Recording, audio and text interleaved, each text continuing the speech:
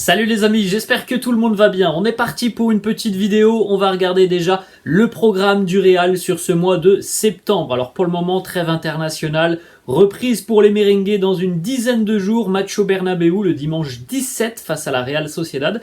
3 jours plus tard, le grand retour de la Ligue des Champions. Première journée de phase de groupe, ça sera toujours au Bernabéu face à l'Union Berlin. Ça sera d'ailleurs un match avancé puisque le match se jouera à 18h45. Le week-end donc du 24, ça sera le derby, le déplacement du côté du Wanda Metropolitano pour affronter l'Atlético Madrid. 3 jours plus tard, réception de Las Palmas. 3 jours plus tard, on sera donc à la fin du mois de septembre, déplacement du côté de Gérone. Et encore 3 jours plus tard, nouveau déplacement en Ligue des Champions. Ça sera du côté de Naples. Donc comme vous pouvez le constater, là on va déjà rentrer dans une période intense avec des matchs tous les 3 jours et des adversaires assez coriaces. Parce que mis à part Las Palmas, qui est une équipe qui est promue cette saison en Liga, sinon on a véritablement de belles écuries. La Real Sociedad, 2 matchs de Ligue des Champions, Gérone qui fait un début de saison exceptionnel aussi en Liga, l'Atlético Madrid, le derby. Voilà, ça fait vraiment de belles affiches sur ce mois de septembre et début du mois d'octobre. On continue les amis, on regarde uniquement la une du quotidien Marca aujourd'hui parce qu'il n'y a rien de bien intéressant sur la une du quotidien AS. La une de Marca, Bellingham à ritmo de CR7. Bellingham au rythme de CR7. Alors espérons pour lui qu'il aura la même carrière que Cristiano. En tout cas, les débuts sont plus que prometteurs puisqu'il est tout simplement sur les standards de Cristiano lorsqu'il est arrivé du côté du Real. Jude Bellingham qui fait partie des grandissimes favoris pour remporter tous les trophées individuels récompensant les joueurs de moins de 21 ans. On va en parler dans quelques secondes. Une petite image assez sympa du Bernabéu, le concept de l'image projetée. Par exemple, là c'est Jude Bellingham à l'extérieur du stade Bernabéu. Encore une fois, une belle preuve que ce nouveau Bernabéu est un bijou technologique. On enchaîne avec quelques petites infos qui concernent Jude Bellingham. Premièrement, il est nommé pour le trophée Copa et il a de grandes chances de le remporter. Les votes aussi pour le Golden Boy sont quasiment clos et Jude Bellingham a écrasé la concurrence avec près de 50% des suffrages pour lui, donc il remportera le Golden Boy. Ensuite on a une autre information, à l'âge de 20 ans il est déjà aussi nommé pour le Ballon d'Or 2023. On continue avec les autres joueurs du Real qui sont nommés pour le Ballon d'Or. Pour rappel, cérémonie qui aura lieu le 30 octobre prochain, donc dans un petit peu moins de 2 mois, on connaîtra le successeur de Karim Benzema. On a Vinicius qui est aussi nominé pour ce Ballon d'Or. Luka Modric, 6e nomination dans sa carrière à Luka au Ballon d'Or. Et puis le petit clin d'œil aussi, Karim est évidemment nominé, 10e nomination pour le 9 qui a quitté le Real cet été, qui est le tenant du titre, donc pourquoi pas le doubler pour Karim, même si les favoris de ce Ballon d'Or sont Léo Messi et Erling Haaland. Kylian Mbappé semble pas très très loin, mais il semblerait, de toute façon, on n'a jamais trop à attendre jusqu'à la fin du mois d'octobre. Il semblerait que Léo Messi sera le grand vainqueur de ce nouveau Ballon d'Or. Vous pouvez faire un petit arrêt sur image juste à côté de moi. La liste des joueurs et des joueuses, parce qu'il y a aussi le Ballon d'Or féminin et on a aussi 3 joueuses du Real qui sont nommées. Vous pouvez faire un petit arrêt sur image pour découvrir tout ça. Petite information en ce qui concerne Thibaut Courtois. Alors Thibaut n'est pas nommé en ce qui concerne le Ballon d'Or. En revanche, évidemment, il est nominé pour le trophée Lev Yashin qui récompense le meilleur gardien de la saison. Et on peut penser qu'il ne sera pas très très loin de l'obtenir. Autre nomination, celle d'Eduardo Camavinga. Lui aussi, il sera un petit peu en concurrence avec Jude Bellingham. Jude qui est nominé pour le trophée Copa. Comme Eduardo Camavinga, la saison exceptionnelle de Cama sera peut-être récompensée. Alors après, comme d'habitude, est-ce que ça sera peut-être plutôt un joueur de profil offensif qui sera récompensé? En tout cas, voilà, Kama fait partie des nominés pour ce trophée Copa qui récompense les jeunes. On enchaîne, petites informations qui concernent la reprise de l'entraînement. Deuxième entraînement de la semaine hier, puisque les joueurs ont repris mardi. Alors, Ferland Mendy a réalisé une partie de la séance avec le groupe, donc ça c'est déjà plutôt une très bonne nouvelle. Il devrait donc être opérationnel et apte pour la reprise du championnat, comme on l'a dit tout à l'heure, face à la Real Sociedad dans une dizaine de jours. Dani Ceballos s'est exercé sur le terrain et à l'intérieur des installations. Arda Güler et Vinicius, eux, poursuivent leur processus de récupération au sein du gymnase. En ce qui concerne Dani Ceballos, donc là, on est déjà à 2 entraînements depuis le début de semaine. Il s'entraîne seul sur le terrain. Il a toujours visiblement des straps, comme vous pouvez le constater sur cette photo, au niveau du mollet, et du genou. Donc voilà, l'idée est tout de même que Dani Ceballos revienne prochainement, très rapidement même, au sein du groupe, et lui aussi devrait être disponible pour la reprise dans une dizaine de jours. Quelques petites photos de Arda Güler. Alors le retour est proche pour Arda Güler. Là, ça fait déjà quelques jours maintenant qu'il s'entraîne et que l'on voit souvent des images de lui au sein du gymnase. Donc voilà, vous pouvez le constater, pas mal d'exercices physiques pour réathlétiser un petit peu le genou qui est touché.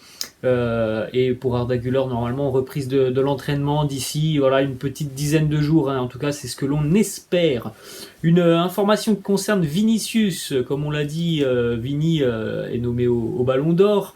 Il est blessé pour le moment. On annonçait un retour potentiellement début d'octobre, fin septembre, début octobre.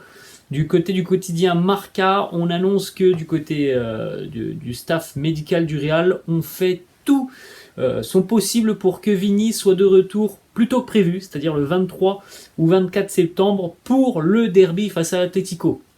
Il est évident que quand on regarde le calendrier que l'on a vu en début de vidéo, ce serait quand même une très bonne nouvelle d'avoir un retour de Vinicius assez rapidement.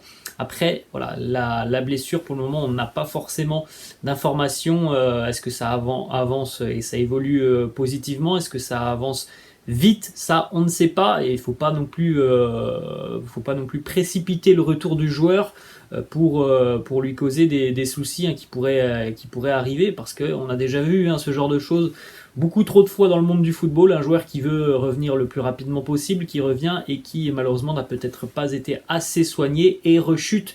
Et en général, la rechute, c'est beaucoup plus grave que la première fois. Donc voilà, évidemment, on aimerait tous que Vini soit présent et apte pour le match face à l'Atlético.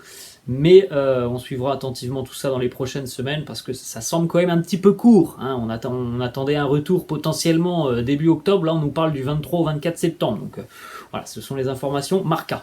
On continue avec une petite statistique. Le présent et peut-être le futur du côté du Real. À l'heure actuelle, Carlo Ancelotti affiche un pourcentage de 100% de victoire cette saison en Liga, tout comme son probable peut-être successeur, à savoir Xabi Alonso, qui est du côté du Bayer Leverkusen en Allemagne. Le Bayer qui fait un début de saison assez intéressant. Surtout ce que propose Leverkusen dans le jeu, c'est vraiment très agréable.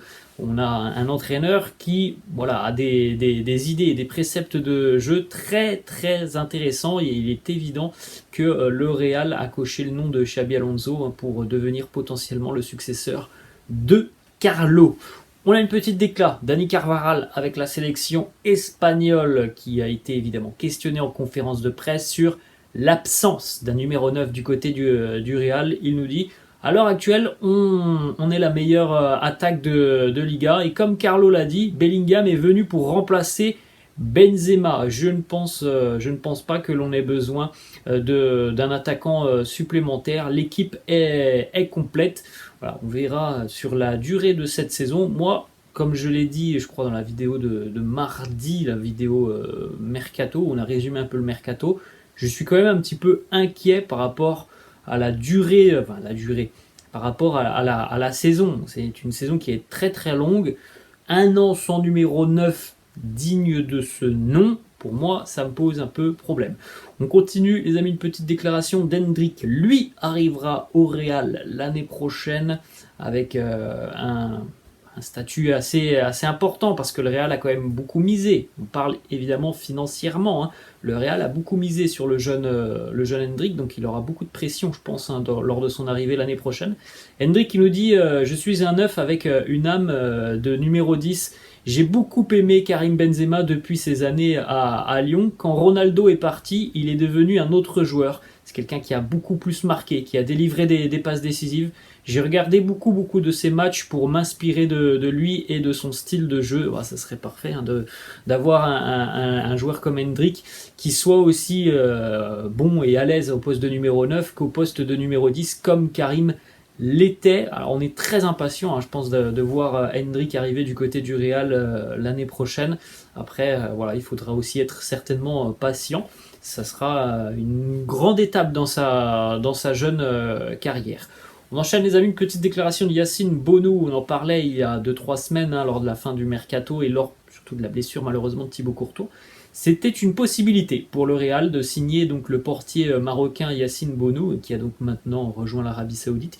Il nous dit oui, j'ai eu une offre du Real, j'étais la priorité du club, mais comme j'ai la Coupe d'Afrique des Nations et que je vais manquer plusieurs matchs, cela a compliqué les choses. Et oui, la Coupe d'Afrique qui aura lieu en début d'année 2024 et évidemment du côté du Real, voilà, ça posait un petit peu problème d'aller chercher un gardien qui allait manquer quasiment un mois de compétition au mois de janvier, un mois qui est assez chargé le mois de janvier. Il y a la Coupe du Roi notamment, il n'y a pas la Ligue des Champions, mais voilà, il y a la Coupe du Roi.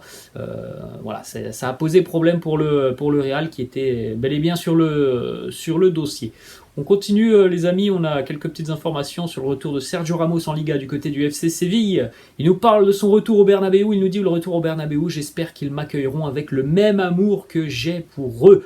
Autre déclat de Sergio Ramos, il nous dit vous savez que mon cœur est divisé entre Madrid et Séville. On a eu quand même de belles images lors de cette présentation de Sergio Ramos du côté du Sánchez Pizjuán de Séville. Plus de 20 000 supporters sévillans étaient présents pour accueillir Sergio Ramos pour son retour du côté de Séville.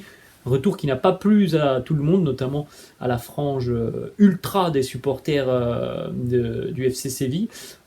Mais bon, il y avait quand même plus de 20 000 spectateurs, donc il y a quand même beaucoup aussi de personnes qui sont très heureuses de voir Sergio Ramos revenir à Séville. On a un petit message de Luka Modric qui a ému presque aux larmes Sergio Ramos, ce petit message qui est passé donc sur les écrans géants du Sánchez Pizjuán, Luka Modric à Sergio Ramos.